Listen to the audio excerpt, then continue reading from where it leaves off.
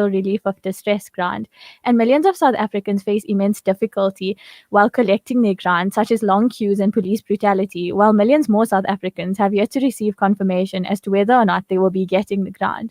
Around the world, many countries have attempted to provide their citizens with monetary relief measures as the pandemic and subsequent lockdowns and shutdowns place a strain on the incomes of households and the economy in its entirety.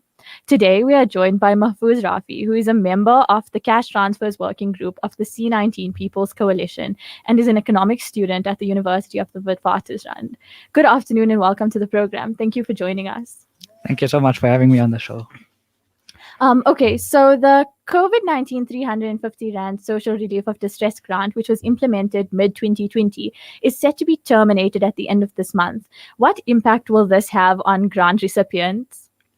Yeah, it's going to be quite hectic. I think almost millions of people are going to be plunged into poverty and left destitute. The stats from earlier showed how many millions of people the 350 Rand and the caregivers grant helped. Millions were able to avoid hunger and falling below the food poverty line thanks to this grant. So we're very worried that since the economy hasn't recovered yet, and the grant is going to be discontinued, that the effect will be devastating. Okay, and then it is incredible how much of an effect income support has had on the alleviation of poverty during the coronavirus pandemic. Why do you think that this policy measure has been so popular? I think during this pandemic and in times of crisis, we get a chance to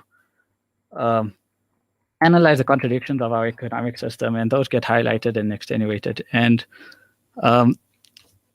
we've realized that things have to change. We have to have a different sort of system that places people's dignity and people's lives, that places some value on those things. And we have to fight the violence of poverty, because at times like this, with the coronavirus pandemic, people are very, very vulnerable to lots of calamity.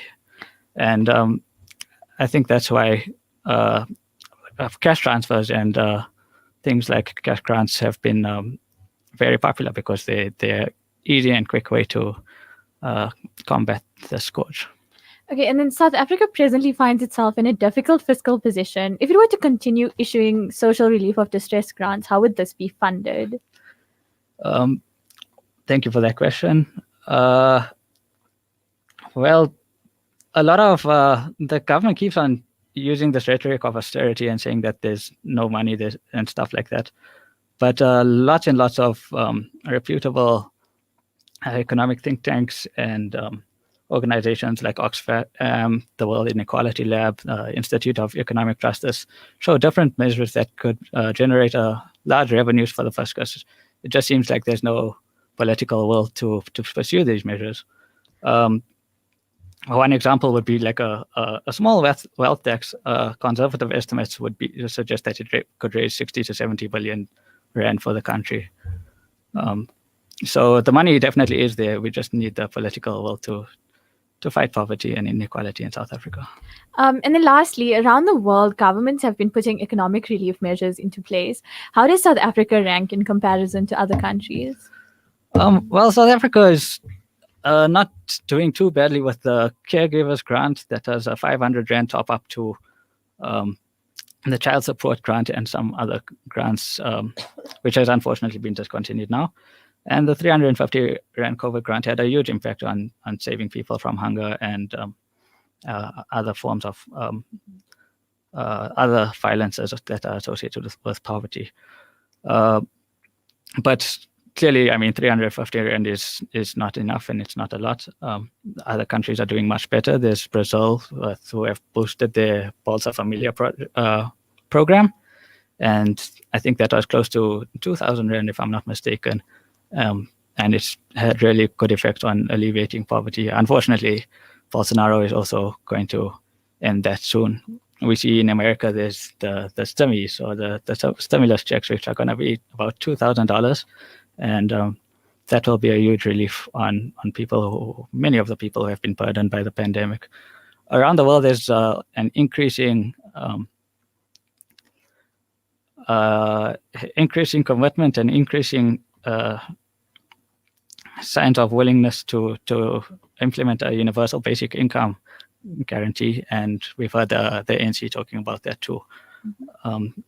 That seems like a very exciting idea because, one, as grants have shown, it saves people from the violence of poverty, and also it helps to boost the economy because people put that money that they receive back into businesses. It gives them choices, it gives them safety, and especially like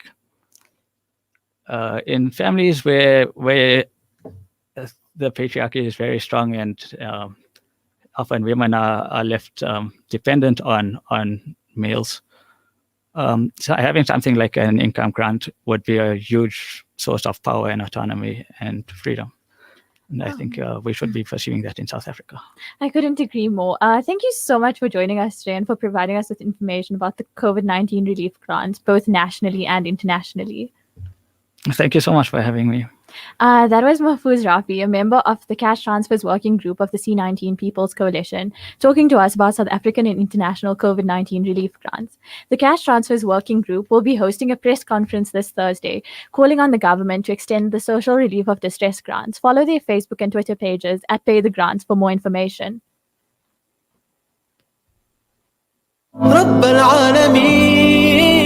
Listen to something fresh. Listen to Salam Media, your humanitarian broadcaster.